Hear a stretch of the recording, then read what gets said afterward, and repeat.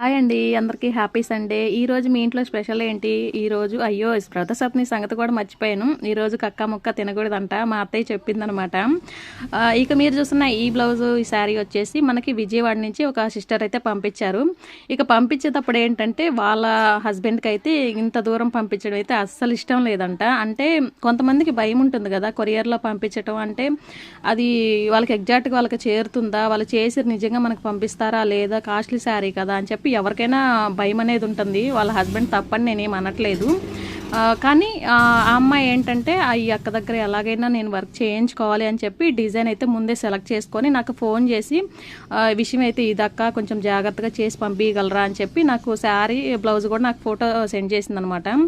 Okay, నీకు సేఫ్గా చేసి పంపించే పూసి నాది అని చెప్పి నేను పంపించమని చెప్పాను. విజయవాడకి మాకు ఒక 4 గంటలైతే జర్నీ ఉంటుంది. పంపించిందనమాట. పంపించిన తర్వాత అక్క దాంట్లో కలర్ కాంబినేషన్ కూడా ఏం లేదు, మీరు ఎలా వేస్తారో నాకైతే తెలియదు అక్క, చాలా నీట్గా అయితే చెయ్యండి అంటే మా హస్బెండ్కి అంటే పంపించడం అంతగా ఇష్టం లేదు కదా, కొంచెం నీట్గా బాగా చేసి పంపించండి అని.